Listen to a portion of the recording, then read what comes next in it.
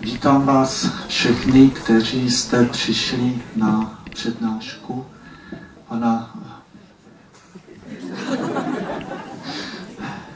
pana magistra Marka Orkováchy, PhD, kněze a biologa. Když jsme tu minulý rok měli pana Kašparu, tak jsem si tak nějak povzdechl, že by bylo pěkné, kdyby mezi nás mohl zavítat i pan Marek Vácha. Takže už je to tady.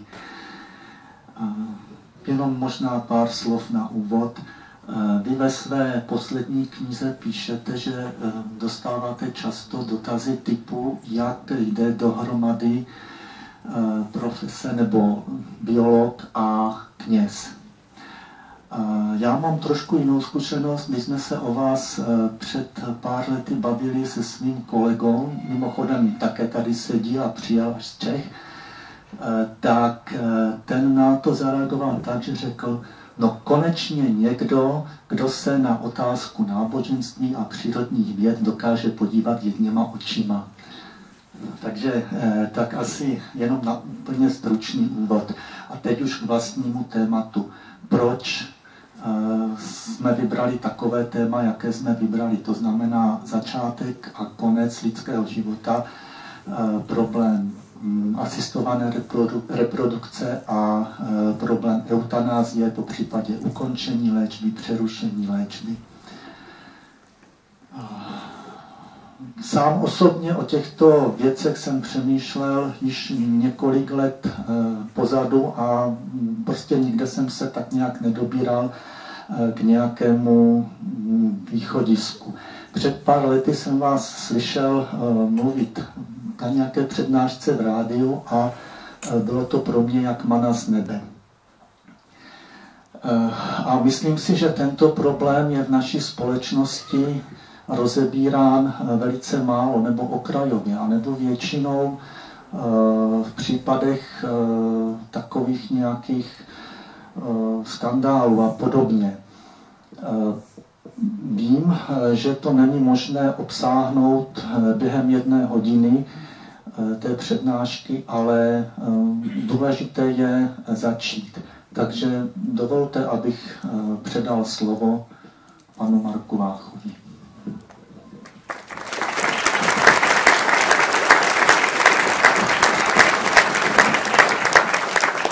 Děkuji mnohokrát a chci na začátek říct, že si velmi vážím pozvání sem do Valašského Meziříčí a děkuji velmi mnoho organizátorům, panu Prokšovi, za pozvání sem a je to pro mě velká čest, že tady můžu mluvit a jsem moc rád za tu možnost. To téma, které je dneska před námi, je téma, které je opravdu dlouhé a nemůžeme nepochybně obsáhnout jak začátek lidského života a všechny ty problémy, které se týkají asistované reprodukce, tak konec života a všechny problémy, které se týkají eutanázie. Já bych navrhl tu přednášku rozdělit do takových 3 bloků.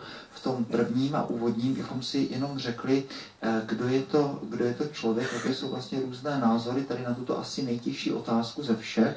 Potom bychom se krátce podívali na začátek lidského života, potom na ten konec a potom bychom zřejmě nechali asi nejzajímavější část, to by byly teda otázky. Tak jo, říká se, že ta otázka, kdo je člověk, je asi nejtěžší filozofická otázka ze všech. Martin Buber začíná svoji knížku Problém člověka konstatováním, že Immanuel Kant si na začátku svého filozofování klade ty 3 důležité otázky, co mohu vědět, co smím doufat, co mám věřit. A ta 4. otázka, kdo je člověk, že tu už Kant nechal otevřenou, neřešenou, taky protože už umřela, taky protože ta otázka je velmi komplikovaná, velmi náročná. A řekl bych, že v současné lékařské etice ta otázka, kdo je to vlastně ta osoba, kdo je vlastně ten člověk, teda řekněme, je zřejmě nejkomplikovanější ze všech. My bychom si na první pohled řekli, že to je přece jasné, ale přece osoby jsme my a všechny etické systémy budou fungovat jenom, pokud spolu budeme komunikovat my. Všichni se shodneme na tom v této místnosti, že nemám zabíjet nevinného, no jo, ale tak co třeba, když utrhnu pampelišku, co třeba, když zabiju komára? Je to zabití nevinného? Ne, řekli bychom, že ne, protože to je přece zvíře nebo rostlina, není to člověk. Jenomže v červnu 1978 se narodila Louisa Brownová, první dítě ze zkumavky. 1981 přišla na svět Elizabeth Kerrová na opačné straně oceánu ve Spojených státech. A od té doby začínají asistované reprodukce. Toho času je na světě asi 5 milionů dětí, které se narodily technikami asistované reprodukce. V západní Evropě, včetně České republiky, jsou to asi 3% všech dětí, které se rodí pomocí technik asistované reprodukce. Najednou od, řekněme, těch 80. spíše 90. let dál máme v tekutém dusíku uložena embrya a nikdo neví, kolik jich přesně máme, ale v Evropě minimálně 1 000 000 a vlastně vůbec nevíme, co to je. Embryo je něco, nebo je to někdo? No, právníci z velmi dobrých důvodů říkají, že embryo nemůže být něco, protože z 2 dospělých lidí, z 2 osob nemůže vzniknout věc. No jo, ale zase říct, že embryo je někdo, to je právnicky taky nemožné, protože pokud by embryo bylo osoba, tak má právo dědit a má právo na zákonného zástupce. Tak tohle právníci taky neberou. No, tak ale co teda vlastně je to embryo? Takže to je první problém, kterému se musíme věnovat.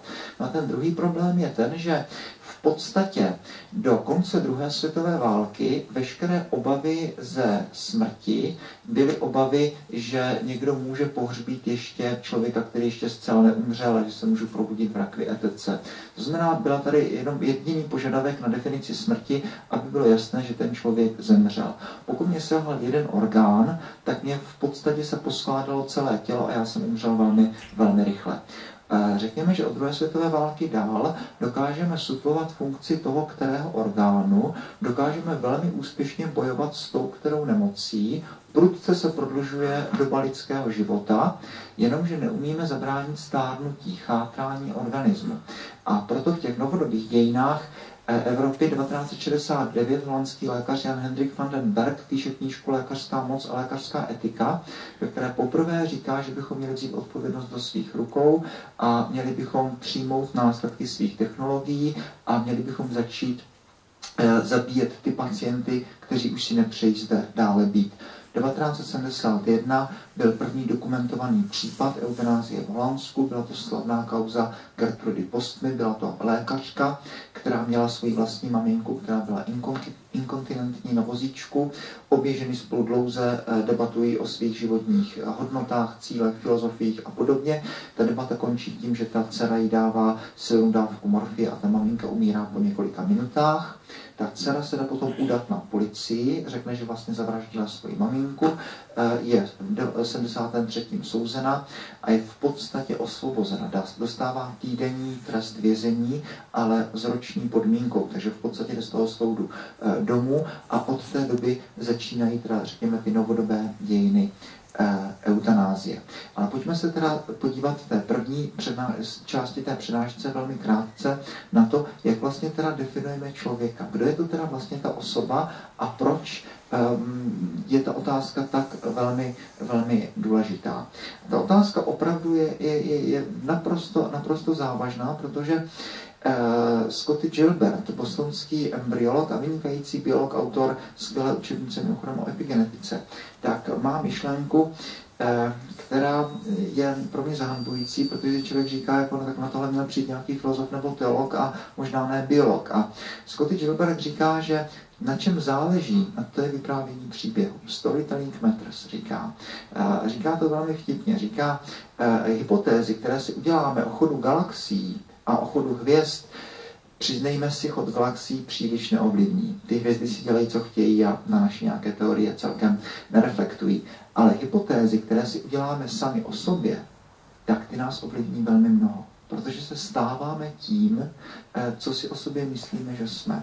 Toto je velmi, velmi důležitý moment, protože připomeňme, že v podstatě všechny totalitní systémy si dávají velmi pečlivý pozor na to, aby nám řekli, že to, na čem záleží, to nejsme my, to je budoucnost, světlé zítřky, ideje ale ne člověk. Když se kácí strom, létají třísky.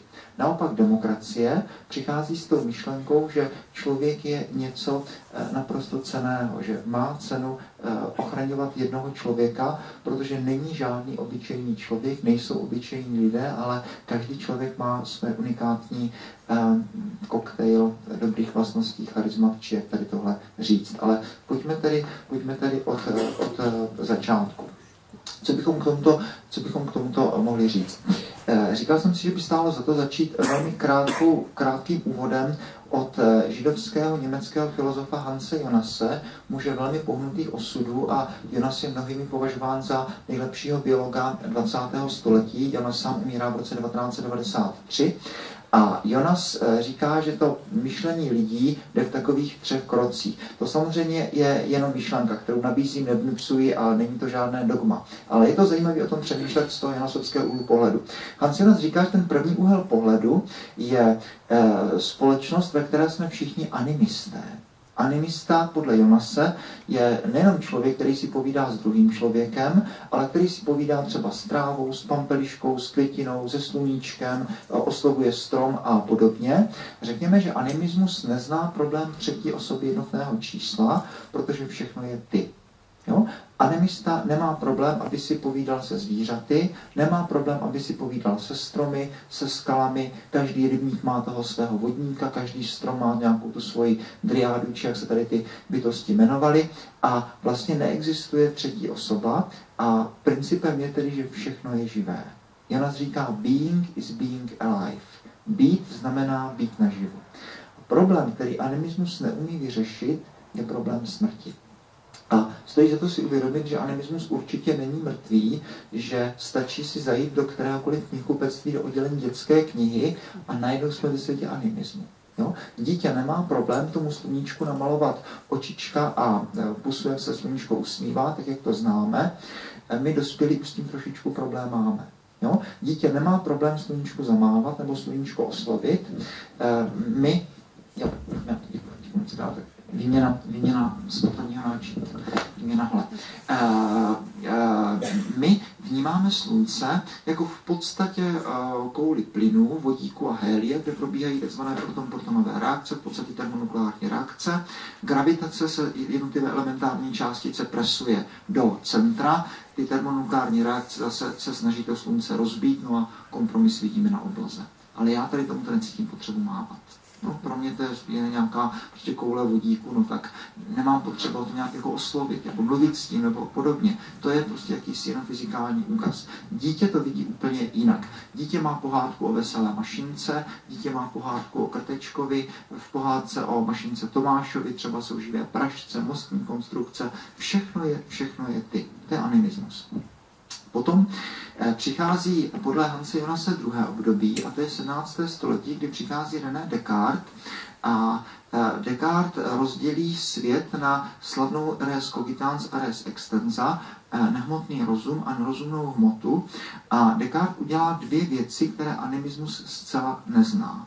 Za prvé, Descartes definuje tu res cogitans, ten nehmotný rozum. Animista by to takhle neviděl. Animista se baví sice se stromem, nebo s mrakem, nebo s rybníkem, ale ne s něčím, co by bylo jen tak jako ve váku. Něco, co by bylo jako nehmotné. To animismus neumí. A za druhé, Descartes vydrehenuje z hmoty život. Najednou pro Reného Descartesa existuje ta udusaná, temná, těžká hmota bez života. Proto mnozí filozofové vyčítají René Descartesovi, že otevírá dveře pro exploataci přírody. Prostě najednou jiní filozofové Descartesa velice hájí zase, ale je fakt, že ta filozofie vede k tomu, že vlastně najednou máme tu přírodu jako tu res extensa, kdy na každou pampelišku, na každého ptáčka, na každý strom můžeme nalepit visačku a napsat tam, kolik to stojí. Hodnota krajiny rovná se hodnota minerálů v ní obsažených. Hodnota ovce rovná se hodnota její vlny a jejího masa. Nic dalšího tam hledejme. Je to jenom věc rozprostraněná, res extensa, a pro Descartesa je zajímavé, že ona tu stranu res extensa prosím pěkně staví i všechna zvířata. všechna zvířata. Takže vzniká ten termín Lametrieho bed machine, zvíře stroj, a Descartes opravdu zastává názor, že zvíře je soustava per, měchů, průduchů, trubek a podobně. V 17. století začínají také první fontány a první mechanické loutky a Descartes říká, to je ono, toto je ten pes. Jo? Dneska bychom řekli, třeba do auta liju benzín, aby to jelo, do psa liju granule, aby to jelo. Ale tam není rozdíl, to je prostě jenom biomechanismus, no a důsledky na sebe nenechali dlouho čekat. Přichází doba velmi krutých vivisekcích, pitvy zvířat zaživa, lití vosku a olova do tepen zvířat, abychom viděli, kam to teče. Nepředpokládalo se, že by zvíře vůbec mohlo cítit bolesti, takže Descartes tím, že formuluje tu res extensa, tak tím najednou máme tady kus přírody, se kterým zacházíme dosti nešetrně.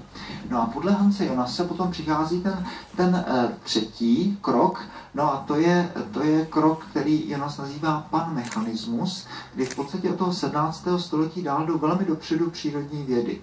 A ty přírodní vědy, to zkusím říct jako velmi krátce. To je nesmírně zajímavá chvíle vědy, ten konec 19. století, kdy si v podstatě řekneme, že ten svět, který tady vidíme venku za oknem, tam vidíme nějaké borovice a havrani tady jsou a všechno, že to je svět, který je velmi komplikovaný. Je to svět Shakespeareových her, svět poezie, svět etiky, svět estetiky, svět náboženství, kdo ví čeho. Zkusme si to zjednodušit jako vědci a zkusme se na chvilku podívat z okna pomocí brýlí, které nám ukážou jenom to, co je měřitelné povahy. Jenom to, co mě pohne rafičkou přístroje. Vůbec nebudu řešit ani náboženství, ani etiku, ani estetiku, umění, poezii, jenom se soustředím na to, co mě pohne rafičkou přístroje. Svět je najednou velikánský hodinový stroj, jako bychom se v přírodě nacházeli jako uvnitř velikého orloje a naším úkolem je to všechno proměřit. Ten konec 19. století zastává názor, že už to máme všechno hotovo. Že v podstatě fyzika je ukončená. Byl tady obrovský optimismus, taky industriální revoluce. Ještě 1900 říká Lord Kelvin, že jediné, co zbývá teďka vědě dokončit, je přesnější měření. Lord Kelvin říká, jediné, co zbývá, je dosypávat další a další desetinná místa. Hlavní měření jsou udělaná a teď to musíme jenom dokončit, aby ty měření byly přesnější. Ale jinak se s tím nedá už nic dělat. Maxi Planckovi říkají jeho učitelé, ať jde radši dělat biologii. Že ve fyzice už se dá jenom paběrkovat. Že to je hotová věc, ukončená záležitost. Sir Arthur Conan Doyle píše Sherlocka Holmese. Přesně ten myšlenkový proud, stačí se pozorně dívat a svět je před vámi jak na dlaní. Všechno se dá vyřešit. Pokud mi nestačí oči, použijí lupu. Ale jinak v zásadě vraha objevím velmi lehce, pokud jsem pozorný k detailu, tak mě nemůže to minout. Svět je v zásadě vyřešená věc. Poznámka pod čarou, jediná věc, která moc nefungovala, to se řeklo, že to je nějaká anomálie nebo chyba měření, byl známý experiment Michelsa Morleyho, kdy, já nevím, hodím tenisový balónek doprava rychlostí 20 km v hodině, doleva třeba rychlostí 60 km v hodině, oba míčky se vzdalují rychlostí 80 km v hodině, stačí se číst dvě rychlosti, auto jede ode mě doprava 100 km za hodinu, doleva je rychlostí 60 km za hodinu, oba automobily se vzdalují rychlostí 160 km za hodinu, posvítím baterkou doprava, posvítím baterkou doleva, doprava letí foton 300 000 km za vteřinu, doleva taky a oba fotony se od sebe vzdalují rychlostí 300 000 km za vteřinu. Měli by 600 000 km za vteřinu, ale je to zase jenom těch 300. Asi jsme to špatně měřili. Není jiná možnost. Tak to byla jediná trhlínka, která nefungovala. Se řekl, že to je chyba měření. A pak přijde 1905 Einstein se speciální relativitou, Max Planck, který bude studovat fyziku, tak 1900 položí základy kvantové mechanice, kterou potom 26 a 27 dokončí Dirac, Schrödinger a další. A celý svět bude na ruby. Najednou bude všechno jinak. Ale podle Hanse Jonase z toho bed machine jsme vlastně udělali na konci 19. a 20. století to lom machine, to člověk stroj. Protože najednou s takovýmto přístupem ke světu jsme udělali malinký posun od té představy, podívejme se na svět, jako by to byl vnitřek hodinového stroje, jsme konstatovali, svět je hodinový stroj. A najednou jsme se začali dívat do přírody pohledem člověka, který vidí jenom to měřitelné, ale nic než to. A najednou z toho vznikají velmi zvláštní představy o člověku. Jo? Protože zaprvé vůbec najednou nebylo zřejmé, jestli se člověk vůbec liší od zvířete. Jo? Za Descartesa to bylo jasné. Člověk má nesmrtelnou duši, zvíře nesmrtelnou duši nemá, člověk má širokou škálu emocí, zvíře nemá žádné emoce. To jsme viděli v 17. století. V 19. století zhodí ze stolu lidskou duši. No? Virchow to říká, pitval jsem stovky zvířat nebo stovky lidí, ale duši jsem neobjevil nikdy. Jo? Ať říznete mozek, jak chcete, duši tam nenajdete. Nemůže existovat. Jo? Takže pořád ale existuje velká propast mezi člověkem a zvířaty a to jsou naše emoce. Prožívání, bolesti, radosti, všechno. Zvíře to je ten biomechanismus, to je to death machine. 20. a 30. letech 20. století přichází Dan Nicotinbergen a Němec Konrad Lorenz a zakládají etologii, nauku o chování zvířat. Najednou vychází z Francouze Henri Fabra, který tady tohle dělá o hmyzu. A tady tyhle dva pánové si najednou uvědomují, že když jdeme za zvířaty do přírody a díváme se, co tam ty zvířata dělají, tak zjistíme, že oni si ohraničují teritoria, že spolu komunikují, že si vyhrožují, že spolu svádí souboje, že mají širokou škálu emocí, že dokonce třeba na psovi podle té mimiky tváře poznáme, kdy má strach, kdy má útočnou náladu a podobně. Aha, takže člověk nemá duši, zvíře nemá duši, člověk má širokou škálu emocí, zvíře má širokou škálu emocí. A najednou vůbec nevíme, kde je ten rozdíl. A najednou přichází ta druhá půlka 20. století a přichází ti biologové, jako je třeba Ed Wilson a Richard Dawkins a filozof Daniel Dennett a další. A Ed Wilson říká, tělo to je způsob, kterým DNA vytváří víc DNA. Jo? To, co tady teďka je, podle Richarda Dawkinse, to je v podstatě vehikl, který je jak za provázky tahanými geny, ale nic jiného. Nic jiného tam není. Když mě je těch 10, 12, 15, 17 let, začnou do krevního řečiště odkapávat chemikálie, já se najednou rozhlédnu kolem sebe, zjistím, že existuje svět druhého pohlaví, zamiluji se, ožením se, budu mít 10 dětí, umřu jako šťastný prarodič, v iluzi svobody, aniž bych nahlédl, že to všechno velice pečlivě řídili geny, které začaly odkapávat ty hormony do mého krevního řečiště a všechno, co jsem v životě dělal, vlastně bylo takhle řízeno. Tělo je způsob, jakým DNA vytváří víc DNA a toto je vehikl, který je řízen svými geny.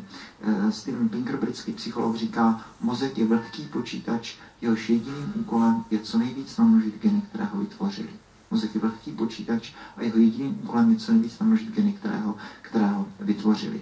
A najednou tady vůbec nemáme žádný důvod, že bychom člověka měli brát nějak vážně. No, najednou vlastně tohle se celý hroutí, protože pokud definuješ sám sebe, jako v 60. letech vzniká ta knížka Nahá opice, Naked Ape, Nahý lidop, Desmond Morris. Jared Diamond píše knížku, která vyšla nedávno i v češtině, Třetí šimpanz, kdy už Diamond má velmi dobrá data a srovnává už taky sekvenování genomu člověka a genomu šimpanze. Zjistí, ty rozdíly jsou tak malé, že my vůbec nemůžeme udržet rod šimpanz a rod homo. Musíme udělat teda pan paniscus, pan troglodytes a pan sapiens sapiens, tedy 3 druhy šimpanzů, anebo dobře chcete-li homo paniscus, homo troglodytes a homo sapiens sapiens. 3 druhy lidí, ale rozdíly mezi člověkem a šimpanzem nejsou, protože my jsme, přiznejme si to, jenom malinko inteligentnější šimpanz, třetí šimpanz, nahá opice a podobně. A tohle jsou myšlenky, které se ve své době na konci 20. století budou brát velmi a velmi vážně. Faktem je to, řekněme to jako malinkou poznámku pod čarou, že to bylo velmi zajímavý, protože 2003 se dokončil celý genom člověka, 2005 se dokončil šimpanz a teď se dali ty 2 pruhy DNA vedle sebe a teď se se zatéjeným dechem, John Baltimore píše, že studený pot nám tekl po zádech, když jsme začali srovnávat ty 2 DNA, jestli tam bude nějaký ten gen pro lidství. Jo? Když se podíváme na kostru člověka a na kostru šimpanze, tak mimozemský marťanský zoolog, ten by nepostřehl a neodhadl z těch koster, že uvnitř lebky jednoho druhu vznikne novosvětská a uvnitř lebky druhého druhu prostě nevznikne. Co se stalo v té lepce?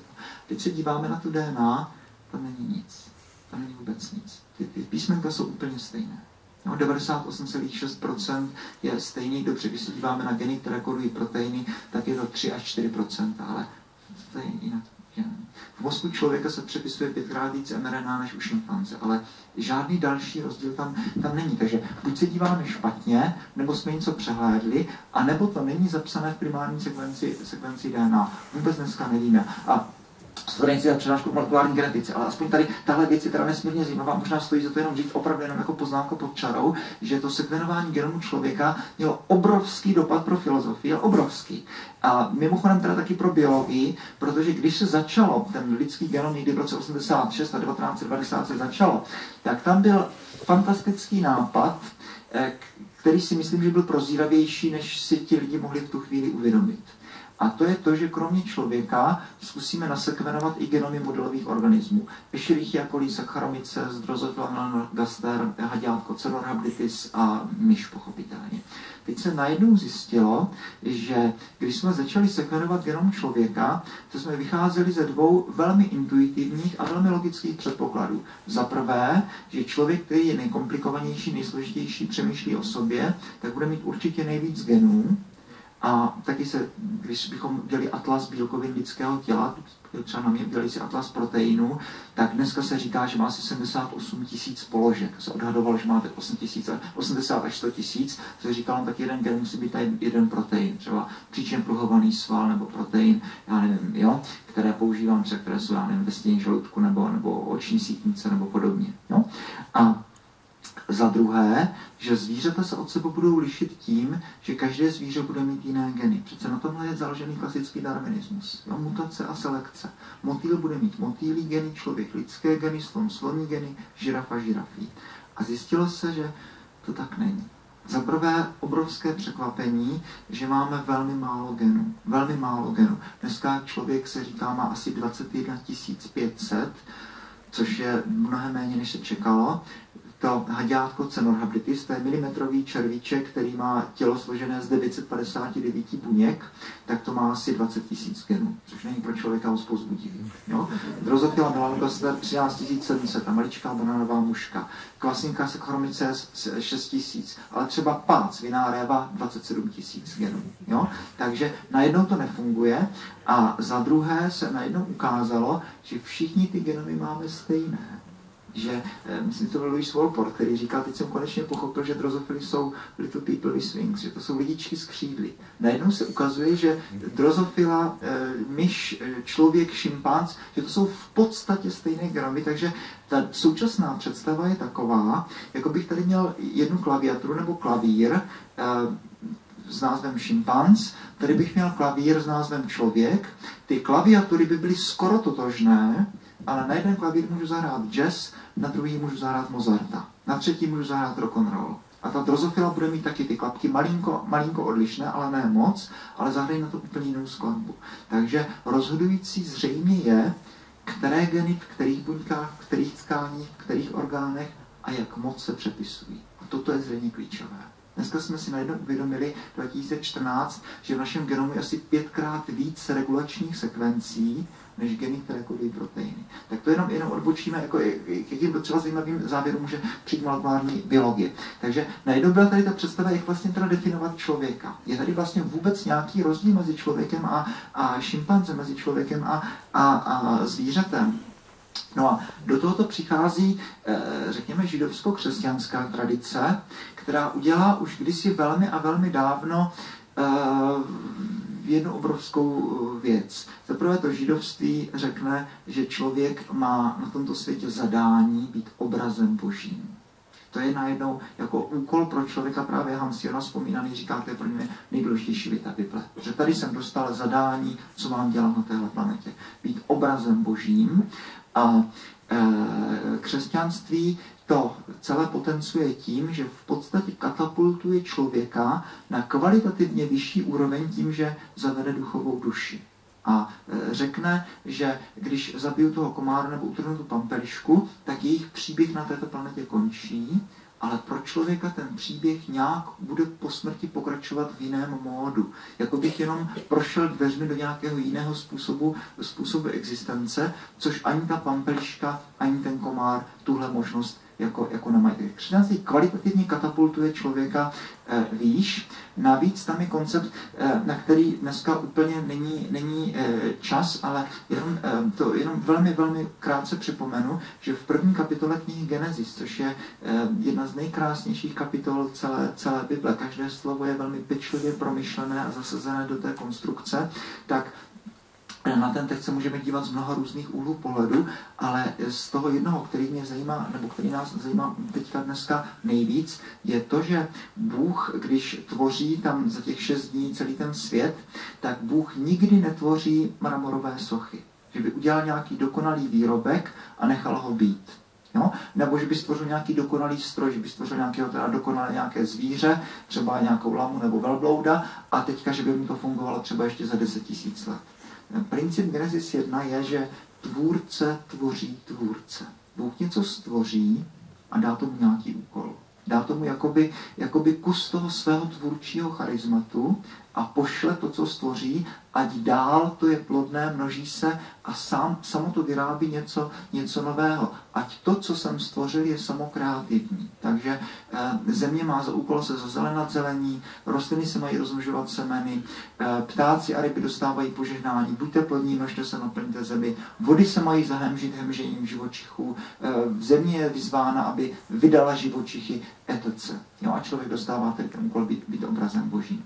A z tohoto vychází celá židovská myšlenka a z tohoto konceptu vychází i chápání člověka. Takže jaké jsou důsledky? Tak důsledky jsou třeba to, že židovství a křesťanství taky budou z mnoha důvodů hodně extrémně proti instituci věštění a hádání z ruky a kartářům a podobně. Opět poznámka pod čarou, pokud bychom si mysleli, že jsme ateistický stát, tak stojí za to si pustit televizi někdy kolem půlnoci. Člověk fakt zjistí, že my jsme náboženštější než je tropická Afrika. Že tam najednou prostě jsou ti věštci a hadači a kartáři a ve věku vědy, to je strašně zajímavý tady toto. Jo? A všichni ti, to volejte věštce, tuším se to jmenuje, jo? A všichni ti říkají, budoucnost existuje a my ji známe. My jsme ti seers, my jsme ti, kteří vidíme do budoucnosti, my jsme v podstatě všichni ti pěšci na šachovnici a my máme nějaký zvláštní dar nebo schopnost, nebo máme na to ty karty, vidíme, co se stane a buď zdarma nebo za nějakou úplatu vám to sdělíme. Zatímco ta židovsko-křesťanská tradice řekne, budoucnost neexistuje. My ji tvoříme.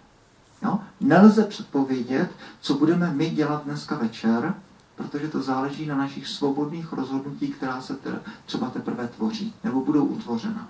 Ale to nikdo neví, co se stane. Budoucnost neexistuje. A toto má obrovské dopady, to má obrovské důsledky. A jeden britský filozof Jonathan Sachs, který je mimochodem taky rabín, velmi slavný, tak má na to krásné přirovnání, které zkusím tak jenom zhostit do několika vět. Říká, ten řecký svět to vnímá jako ti věštci. A ten má Sofokla a má taky tragédii Oidipa, kdy Laios, člověk, který není úplně dobrý, tak je proklet nějakým člověkem, kterému ublížil a dozvídá se, že jeho vlastní syn ho zabije a ten jeho syn se ožení s jeho manželkou. Laios to bude velmi vážně. Když se mu narodí Oidipus, tak ho zabije.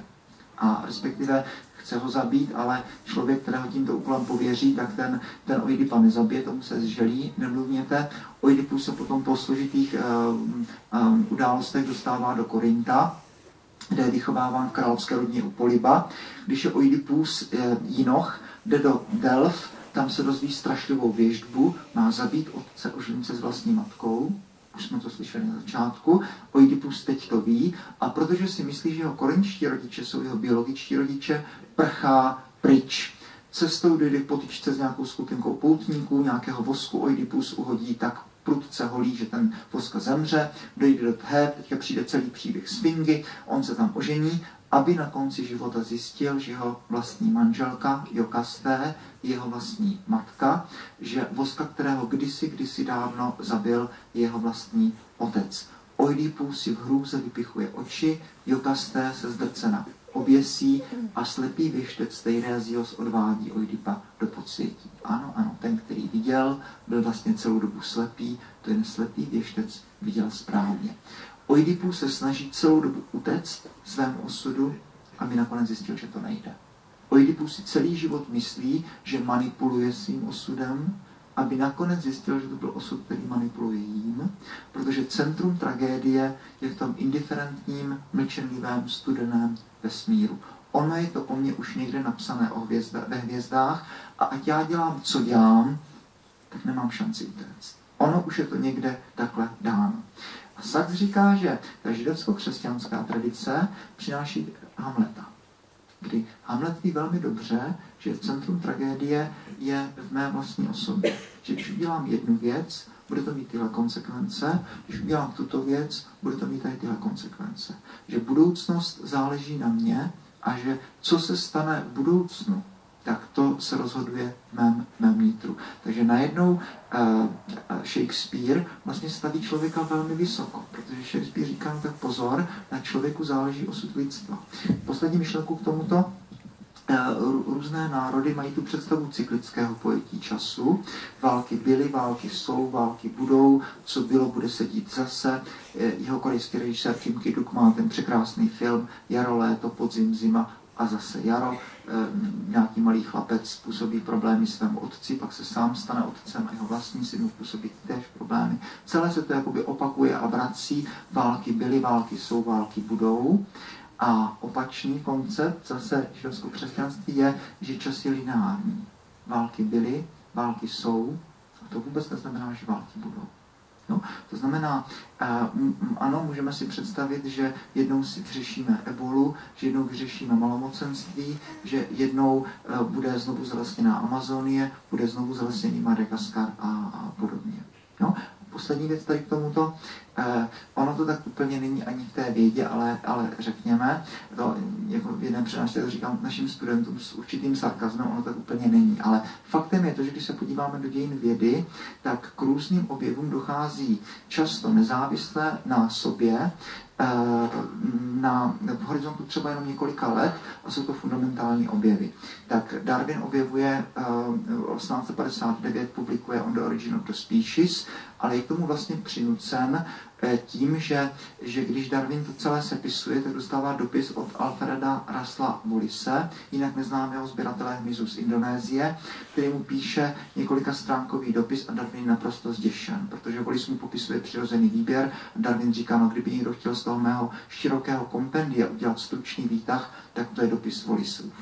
1858 mají oba přednášku v Londýně a Darwin 1859 už musí publikovat, ale dneska bychom úplně klidně mohli mluvit o Wallisově teorii nebo Darwinově Wallisově teorii a tak dále. Johann Gregor Mendel 1865 publikuje Versuche über Pflanzenhybriden, respektive to je přednáška. Původně, zapomene se na to, po 35 letech v roce 1900 tři lidi nezávisle na sobě, Němec Karl Korenz, Holanďan Igor de Vries a Rakušan Erich von Čermák, nezávisle na sobě objevují základy genetiky, ale najednou si uvědomí, že před 35 lety už tady tohle publikoval austrijský mních Johann Mendel, řeholním jménem Gregor. Najednou se na to přišlo znovu. Watson skrytě mají dvoušroubovicí DNA a říká se, že kdyby to neměli, tak asi 3 týdny po nich, že by to měl Linus Pauling na opačné straně oceánu. Pauling objevil alfa helixu protein a Pauling velmi dobře věděl, že příroda má ráda šroubovice. A Watson skrytě, kdyby mu poslali tu fotografii Rosalindy Franklinové rentgen strukturní analýzy DNA, tak to Pauling má. Co s tím chci říct? Že často vlastně, když jeden objev, když na to nepřijdu já, na to přijde generace mých studentů. Na co nepřijdou oni, na to přijde generace zase jejich studentů. Newton vymýšlí diferenciální počet, počítá podle něho a publikuje jenom ty výsledky, ale ne ten počet, zatímco Leibniz to vymýšlí nezávisle na Newtonovi a hnedka to publikuje. Vtip je v tom, že v umění to tak nefunguje. Že kdyby tady nebyl Antonín Dvořák, tak tu Novosvětskou nikdo nenapíše. Ani on, ani jeho žáci, ani žáci jeho žáků. Kdyby tady nebyl Alfons Mucha, nikdo nenamaluje slovanskou epopeji. Ani jeho žáci, ani žáci jeho žáků.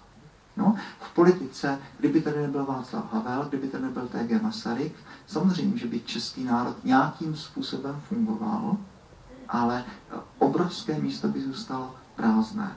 V církvi, pochopitelně, do kostela, kdyby tady nebyl svatý František, nebo Ignác, nebo Dominik, tak samozřejmě, že by církev mohla nějak fungovat, ale to místo by zůstalo prázdné.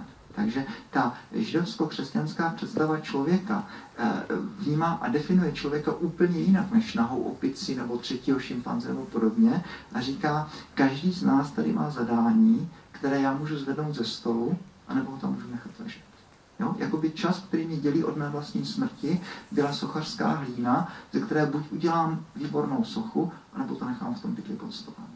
Jo? Takže v tomto smyslu neexistuje obyčejný člověk, a v tomto smyslu tedy to, co udělám se svým životem, tak může rozhodnout o světě. Takže toto je ten základní koncept člověka. Na jedné straně řekněme biologie druhé půlky, nebo určitého směru biologie druhé půlky 20. století, nezávazný evoluční výběžek, třetí šimpanz, nahá opice, kdy vlastně o nic nejde, ruku v ruce s těmi totalitními ideologiemi. A na straně druhé ten koncept člověka jako obrazu boží, křesťanství potom ještě k tomu dosype to, že člověk je chrámem Ducha Svatého, to píše svatý Pavel, a postaví člověka jako obrovsky vysoko. A teďka si myslím, že současná Evropa vlastně osciluje mezi těmito dvěmi koncepcemi člověka a teďka přemýšlí o tom, jak se vlastně k tomu člověku vůbec máme chovat. Jak vlastně s tím člověkem máme jednat a jak vlastně definovat toho člověka. No, takže teďka pojďme velmi krátce na tu asistovanou reprodukci. To jsou určitě věci, které nelze vysvětlit během, nebo nelze to jako obsáhnout tu šíři během několika minut, stejně jako nelze, nevím, třeba vysvětlit matematiku za půl hodiny, no, to je příliš široký pojem, ale aspoň něco malinko k té asistované reprodukci. Tak 1978 první dítě Louisa Brownová. Od té doby asistované reprodukce začínají, dělal to Edwards a Steptoe potom umřel v 80. letech, Edwards umřel teďka nedávno a 2010 dostal za to Nobelovu cenu. A řekněme k tomu to, že neplodnost, pokud ji definujeme jako neschopnost počít dítě po roce nechráněného styku, tak je dneska otázka, někdo říká každého 6. vztahu, někdo říká každého 5. vztahu. Nevíme proč, nevíme, co se úplně přesně děje. Faktem je to, že neplodnost je obrovský problém celé Evropy a moc nevíme, co s ním, moc nevíme, jako jak tady ten problém řešit a kde vlastně vzniká. Proč to tak je? Etické problémy asistované reprodukce, proč se vlastně vůbec lékařská etika zabývá asistovanou reprodukcí, tak jsou v podstatě 3 a stojí za to si je uvědomit. Ten první a asi největší problém, a dodejme jedním dechem problém, který je teď velmi silná vůle řešit, je problém takzvané redukce těhotenství. Protože jak probíhá asistovaná reprodukce, první je to, že tedy musím ženu hormonálně nastimulovat a odeberu z ní všechny oocyty, které budou k dispozici, což můžou být třeba 2 nebo typicky 5 až 10, velmi vzácně třeba až 20 a velmi extrémně vzácně třeba až 50.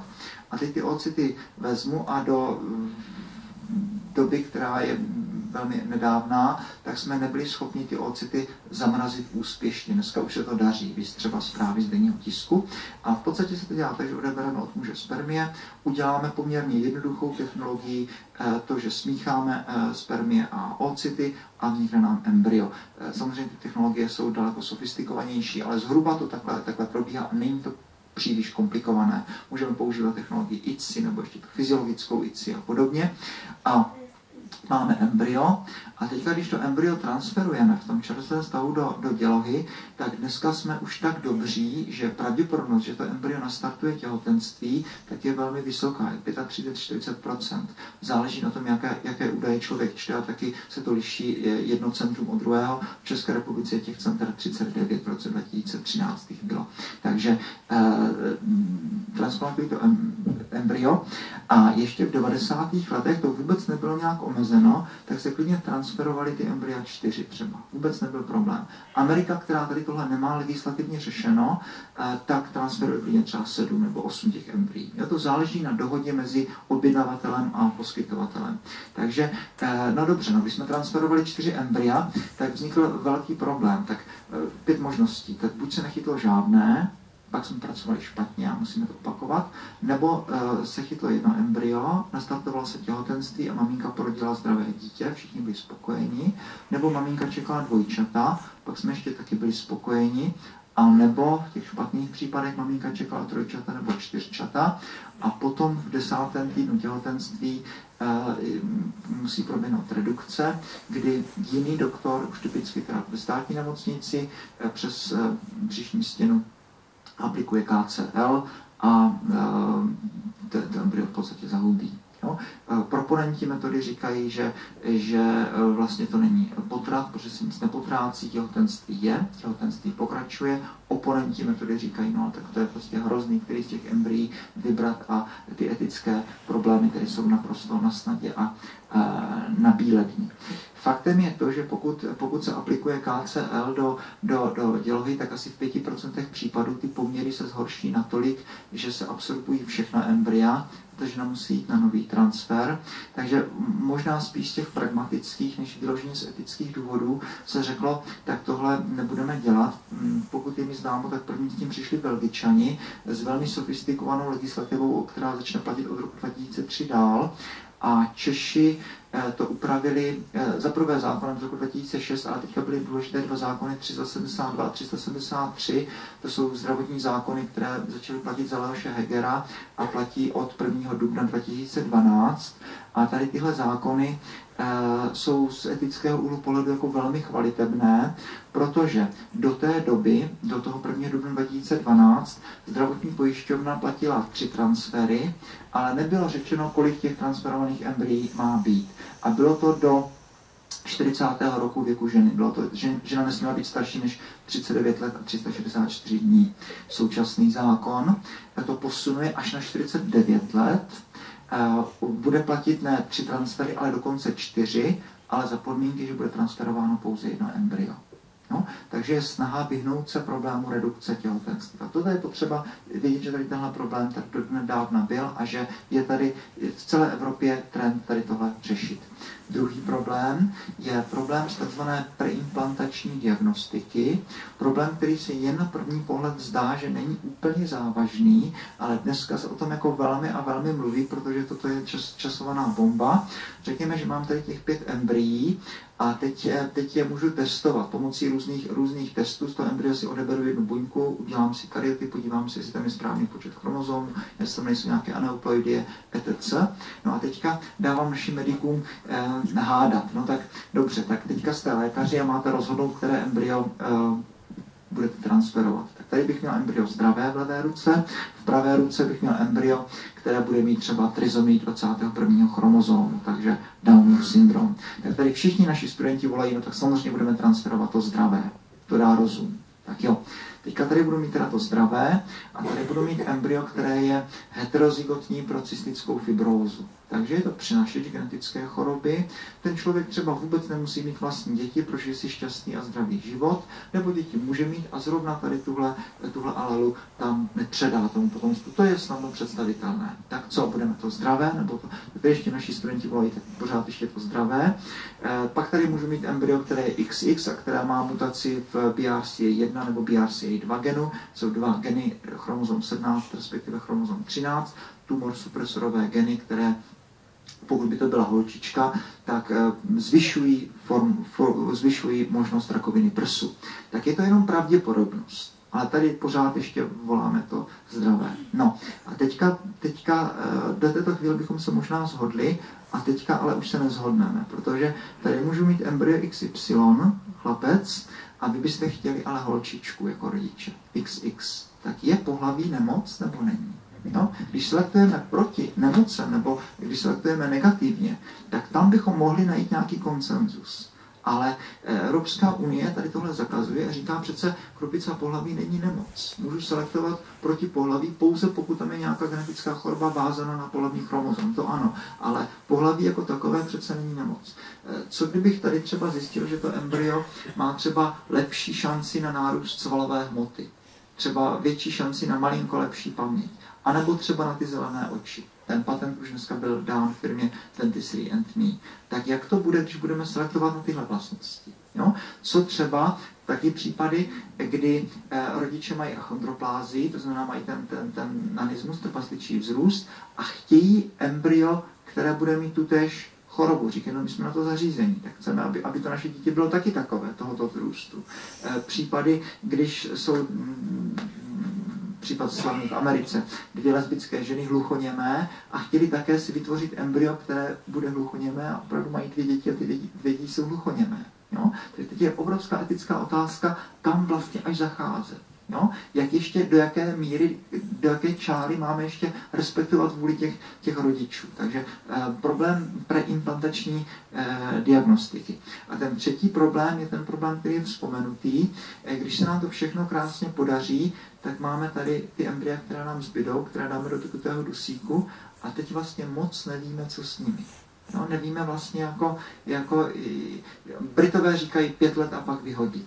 Jo? U nás to takhle není striktní. Ve Spojených státech skladují, dokud to platíte, což je ročně asi 200 nebo 300 dolarů. Jo? Ale co s nimi vlastně dělat dál?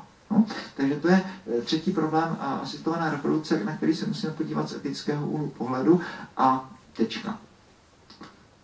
Problém eutanázie je rovněž problém, který se týká té hodnoty lidského života. Jo? Stejně jako na začátku se vlastně tady jako i ta debata, kdo je to vlastně ten člověk, jak definovat člověka. Jo? Je člověk už novorozenec? Jsou etiky, které říkají vůbec není. Kde pak? Novorozenec to ještě vůbec. Jsou filozofové, kteří tady tohle říkají, že do 28. dne po narození klidně můžeme to dítě zabít, není problém. Jo? Jiní říkají, no tak jak už se to narodí, to dítě, tak už bychom měli dát nějaký právní rámec. Jo? Právníci říkají, od chvíle porodu už je to osoba, už má právo dědit, má právo na zákonného zástupce.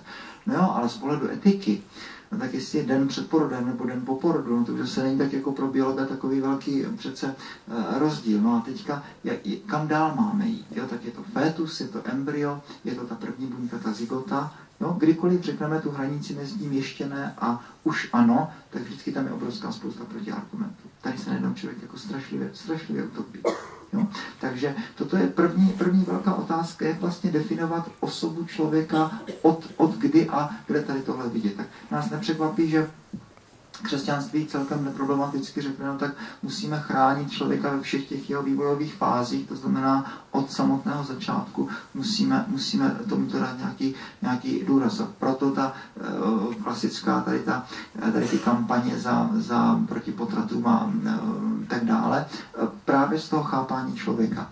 Ten problém eutanázii si myslím, že v podstatě není problémem, který by byl náboženský. Když bychom se přesunuli na opačnou stranu toho spektra, tak si tady troufám tvrdit, že byť samozřejmě jak islám, tak židovství, tak křesťanství budou ze svých vlastních specifických důvodů proti eutanázii, z těch náboženských důvodů, ale krom toho tady ještě obrovská skupina důvodů, které, domnívám se, brání za prvé lidem, kteří tady s těmi umírajícími pracují a za druhé teda bych opravdu řekl, že to je otázka zdravého rozumu, aby tady tyhle věci nedělali. Jo? Takže Světová lékařská asociace, což je dosti takové úctyhodné těleso, tak říká, že eutanázie musí být zakázaná, stejně jako tzv. Asistovaná sebevražda musí být zakázaná a i když ji právo toho, kterého státu buď dekriminalizuje, anebo povoluje, tak vyzývá lékaře, aby se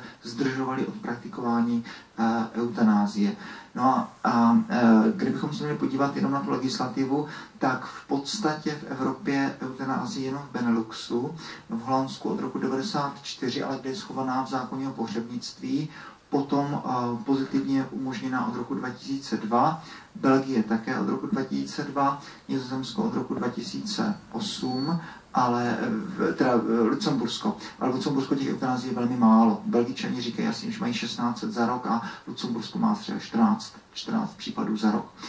Holandsko je na tom hůř, tam se teďka udává z roku 2013 číslo 4826, tuším, takže se říká skoro 3% všech neboštíků, takže tam je jako ten problém velký, ale to je všechno v Evropě, to je všechno. Pak ještě jistě možno mluvit o Švýcarsku, ale Švýcarsko má zakázanou eutanázii umožňuje pouze asistovanou sebevraždu, což je něco malinko jiného. Asistovaná sebevražda je situace, kdy hodlám spáchat sebevraždu, ale už to nejsem schopen udělat sám svými silami a proto v typickém případě požádám lékaře, který mě připraví typicky nějakou kapačku a já si obrazně i doslova zmáčknu ten knoflík, ale udělám to já sám. Takže je to sebevražda, ale lékař mě k tomu pomáhá, asistuje buď znalostmi, anebo prostředky. Jo? Buď nějakými těmi medicamenty, nebo znalostmi. A ve Švýcarsku toto je umožněno, ale ne jenom pro lékaře, ale pro všechny občany. Takže ti lékaři to, když to trošičku přeženu, ale jako ne úplně moc, tak ti lékaři to dělají v podstatě jako svůj koníček po pracovní době. Jo? Že vlastně to neprobíhá v těch státních nemocnicích, a ta společnost Dignitas je společnost, která z hodou okolností zaměstnává teda má lékaře a pokud já tam přijdu, tak oni mě dají ten poradenský servis, ale i ty medicamenty, já spáchám asistovanou sebevraždu, ale to je mimo státní nemocnice. Švýcarsko je zajímavé tím, že je to otevřené i pro non-rezidenty, takže právě existuje to, čemu se říká sebevražedný turismus. V Americe jsou to 4 státy, začal s tím Oregon v roce 98, ale s asistovanou sebevraždou. V Americe není povolená eutanázie. Oregon 98, bych to řekl, Washington 2009, Montana 2010 a Vermont 2013. Takže 4 státy v Americe. Teďka byla slavná kauza toho 1. listopadu v tom Oregonu, jak ta žena tuším z Kalifornie původně odjela celou rodinu do Oregonu a tam proběhla asistovaná sebevražda. Ale to je vše v Evropě. Jo? A je to, řekněme, jako z řady dobrých důvodů, které buď můžeme možná nechat na tu diskusi, nebo aspoň si je pokusím tady nějak jako naznačit, proč je v zásadě Evropa proti eutanázii. V lednu 2012 Rada Evropy vydala opět důležitý dokument, který se týká problematiky takzvaně dříve vyslovených přání, Advanced Directives, a pozbuzuje tam, aby všechny evropské státy měly ve své legislativě koncept dříve vyslovených přání, což Česká republika má právě těmi zákony 372 373, potom to ještě malinko upravuje občanský zákoník z 1. ledna letošního roku a to je eticky naprosto čistá věc, tam není žádná debata kolem toho. Dříve vyslovená přání jsou v zásadě jako zřejmě chvalitebnou záležitostí, je to v podstatě protažení tzv. Principu autonomie. Já když přijdu za vámi do nemocnice, kvůli tomu i lékaři, tak je to dneska stanoveno celkem logicky tak, že já mám právo být architektem své terapie, to znamená, mám právo si vybrat z nabízené léčby, mám taky právo podepsat revers a jít domů. A můžu taky třeba jsem svědek Jehovův podepsat to, že nechci transfuzi krve a s úctou umřu. A vy mě necháte umřít, jo? Protože se má za to, že dospělý kompetentní pacient má plné právo požádat o vysazení stávající nebo nasazení nové léčby i v případě, že důsledkem bude trvalé poškození či smrt. Jo? Což je přesně ta situace. A v případě, že už já nebudu schopen svá přání artikulovat, no, tak mám mít možnost, abych to třeba napsal na papír. A ten občanský zákoník umožňuje to, čemu Američani říkají healthcare decision maker nebo healthcare proxy, že já můžu ustanovit kohokoliv třeba z vás, může to být moje manželka nebo kdokoliv, nějací ti important others, ti důležití jiní, třeba kamarád, kterému dám jak na poště plnou moc a bude to tady tenhle člověk, který bude potom s vámi vyjednávat, co se se mnou bude nebo nebude dělat, a pokud přijde ta chvíle, tak kdy třeba ukončit léčbu. Respektive nikdy neukončujeme léčbu, ale spíš přepínáme mezi léčbou kurativní a léčbou paliativní. To je možná důležitý moment.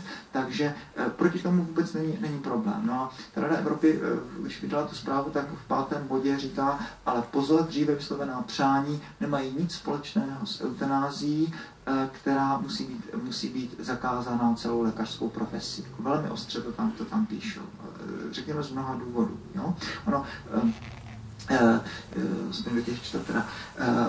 Vždycky se říká o eutanázii, že je to důstojná smrt. A vždycky se dává takováto dichotomie, tak buď je to důstojná, milosrdná smrt, anebo je takové to pomalé umírání v nemocnici za plentou, ve špíně, s kašovitou stravou a kdo ví co, anebo teda je to milosrdná smrt. No a na to velmi inteligentně odpovídají pracovníci hospicových zařízení, no ale to není pravda. Jo? Proč by zrovna eutanázie měla být důstojná smrt? Můžeme to klidně otočit, tu rovnici, a říct si, no tak buď je to umírání s laskavým personálem v čistotě, obklopen příbuznými, a nebo teda ta nemilosrdná eutanázie. Jo? Jak definovat důstojnou smrt, je otázka, proč by to zrovna měla být eutanázie důstojná smrt.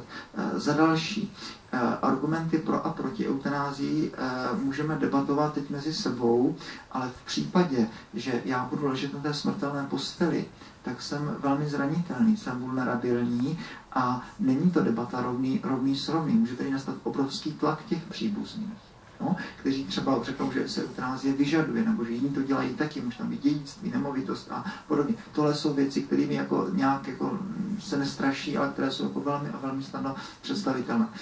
V debatě klidně uvedu příklady. Pak jsou takové ty příklady, které vždycky dostane eutanázii do médií, což byl říkat ten Rumburg, ale tam se ukazuje, že tam vůbec o eutanázii nešlo, že to byla prostě sestřička, která o své vůli ty pacienty zřejmě zabíjela. Točili jsme něco o tom do televize a ta redaktorka mi říkala, tak teďka je poledne a ráno jsem byla za syny tady té paní, kteří říkali, že ta paní vůbec nemluvila o smrti, že se těšila na další návštěv, že byla plná optimismu a podobně, takže tam vůbec nebyla otázka eutanázie. A nebo teďka ten případ té Ameriky, ta paní, co spáchala tu asistovanou sebevraždu, jenomže takové jednotlivé případy vždycky budeme mít. Vždycky budeme mít. Ve Francii byl ta kauza Chantal Sedier, která taky středoškolská učitelá, velmi těžká forma rakoviny, velmi znetvořená tvář, netroufala si vyjít ven, žádala otevřeným dopisem Françoise Mitterranda o eutanázii, ten jí odpověděl, že ve Francii eutanázie není možná, ona spolikala velkou dávku barbiturátu, potom ji našli v bytě mrtvou a vznikla velká debata, jestli bychom to přece neměli dělat tady tyhle věci kultivovaně, jestli to muselo být na divoce, etc. Otázka ovšem je, jestli z těchto případů, které ale vždycky budou jednotlivé, jestli z toho dělat zákon. Jestli z toho, že různí lidé mají prostě různé takovéhle nějaké potřeby, jestli z tohoto, když uděláme zákon, který jak nějaká střecha nebo jak nějaký deštník začne platit pro všechny občany, jestli tedy nezačne obrovské množství jiných případů, kde eutanázie bude zase zneužívána. Jo? Tlakem příbuzných nebo podobně. Jo? Ty jednotlivé případy vypadají velmi působivě, ale právníci znají ten jako velmi známý koncept hard cases make bad law. Jo? Že těžké případy dělají špatné zákony. Jo? Takže tyhle jednotlivosti tady vždycky budou, ale to ještě vůbec není argument, abychom z nich udělali zákon, který začne platit pro celý národ, tím spíš, že se chystá střet generací a státneme a tak dále. Otázka, jestli by jedna skupina lidí měla mít právo zabít druhou skupinu lidí a podobně.